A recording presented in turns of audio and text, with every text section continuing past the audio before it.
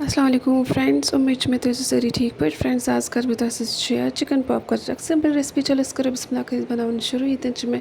chicken pieces निमित boneless वे रलो मे सोरे मसाल जामो तत मज रलावन बे फूड कलरिंग एजेंट तो नेचुरल फूड कलरिंग एरेंज रलित ये मज पे थो मैरिनेशन खतर 2 घंटन मे थो पे ठंड पे मे ये निमुत मोद ये त्रा मसाल लाइक यम मसाला आसनो तथ गरस मज तमें इस्तेमाल कर लाइक मरचवांगन लेदर बादान मीट मसाला चिकन मसाला नून यम सारी अत मज ऐड कर कॉकर थोमुत मैरिनेशन खतर सह अटिस मज त्रावन ओट मथुन कशर पे मथुन ये तरीकस मज मथुन यह ओट असल पे यह अमिच कोटिंग हिच त्रावन ये आबस मज यमन पीसन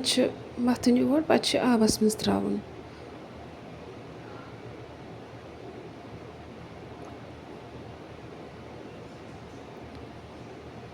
आब गोस थोड़ा गरम आसन आबस मज त्रावन पे जन पे बे खालन ये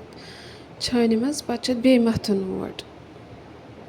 आबस मज त्रत मतलब 5-10 मिनटन मज पे बे मथुन ओट वन त्रोत ये ताय मज तेल यह तिल गोबुल तेल इन पे जन लकट लकट पीस ओट मोथमुत वन करो ये फ्राई यम पीस यम ताय हुंद जन यह हीट जन सह थवन थोड़ा मीडियम फ्लेम ज़्यादा हाई थवन क्या दजन नत गोड तेज थवन पे थोड़ा स्लो थवन वन आय फ्राई गसने तो सन